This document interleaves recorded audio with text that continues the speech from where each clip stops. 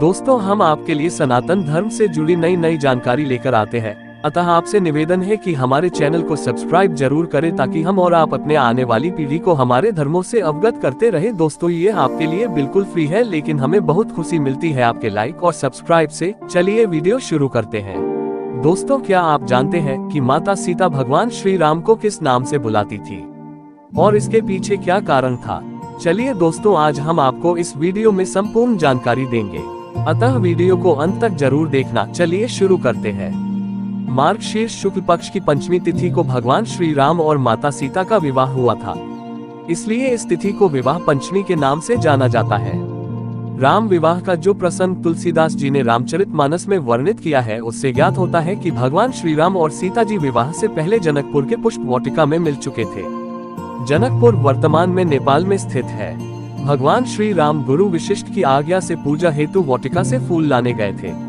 माता सीता भी उस समय वाटिका में मौजूद थी। जब राम और सीता ने एक दूसरे को देखा तो एक दूसरे के प्रति मोहित हो गए। सीता ने उसी क्षण राम को पति रूप में स्वीकार कर लिया। सीता इस बात से चिंतित थी कि पिता द्वारा रखी गई शिव धनुष भंग की शर्त को किसी और ने पूरा कर दिया तो राम उन्हें पति रूप में नहीं प्राप्त होंगे। अपने मन की चिंता को दूर करने के लिए सीता अपनी आराध्य देवी मां पार्वती की शरण में गई। तुलसीदास जी ने लिखा है कि सीता की मनोदशा को समझकर माता पार्वती उन्हें समझाती है कि राम साक्षात परमेश्वर हैं। ये सबकी मनोदशा को समझते हैं। भगवान श्री राम ने ही शिव को मुझसे विवाह के लिए प्रेरित कर मेरी तपस्या को सफल किया, इसलिए तुम भी मन से चिंता निकाल दो। राम ही तुम्हें पति रूप में प्राप्त होंगे। तुलसीदास जी ने इस संदर्भ को इस प्रकार दोहे में स्पष्ट किया है। करुणा निधान सुजान सीलु स्नेहु जानत रावरो। पार्वती ने सीता को समझाया कि श्री राम करुणा निधान और शीलवान और सर्वज्ञ हैं। वह सब जानते हैं। ऊपर से मेरा आशीर्वाद है कि पूजहि मन कामना तुम्हारी, सो बरु मिलहि जाहि मनुराचक। पार्वती जी कहती है कि तुमने मन में जिसे बिठाकर पूजा की है वही सहज सुंदर सांवरा वर तुम्हें प्राप्त होगा। पार्वती जी द्वारा कहे गए शब्दों को ध्यान में रखकर सीता ने तय किया कि वह श्री राम को करुणा निधान के नाम से ही पुकारेंगी। माँ सीता प्रभु श्री राम को इसी नाम से बुलाती थी। कथा है कि सीता की खबर लेने के लिए जब हनुमान जी लंका जाने लगे तब श्री राम ने हनुमान को अपने पास बुलाकर कहा कि मेरी मुद्रिका सीता को देना, इससे वह तुम्हें मेरा दूत मान लेगी।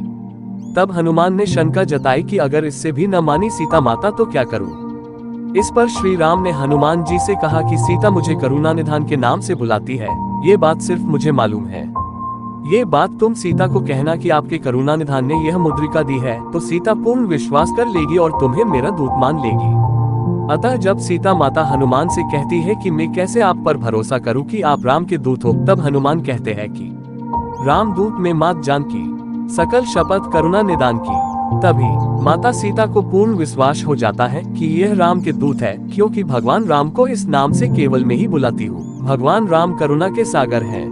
जब भगवान राम पृथ्वी पर अवतार रूप में थे तब उन्होंने उन लोगों को भी क्षमा किया जिन्होंने उनके प्रति किसी भी प्रकार की द्वेष भावना रखी। जैसे कैकेयी माता द्वारा उनके लिए 14 वर्ष का वनवास मांगने के उपरांत भी उन्होंने कभी कैकेयी माता से किसी प्रकार का द्वेष नहीं रखा।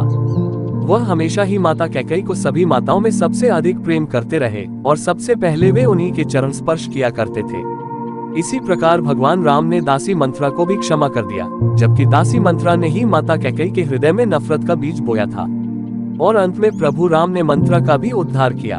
यदि शत्रु भी भगवान राम की शरण लेता था तो प्रभु राम उसे क्षमा कर देते थे और उनके प्रति अपनी करुणा और प्रेम सदा बनाए रखते थे। यदि रावण भी प्रभु राम की शरण आ गया होता और उसने माता सीता को सह सम्मान प्रभु को लौटा दिया होता तो भगवान राम कभी भी रावण के वंश का समूल नाश नहीं करते। इस प्रकार प्रभु राम करुणा के सागर अर्थात करुणा निधान है। पापी से पापी मनुष्य भी यदि भगवान राम की शरण लेता है तो प्रभु राम उस पर करुणा करते हैं, उसे क्षमा कर देते हैं और उसका उद्धार करते हैं। आपने अंत समय में माता कैकेयी से कहा था कि मैं तेरा त्याग करता हूं। मेरी विनती है कि आपका दिया हुआ श्राप मेरी माता को स्पर्श न करे।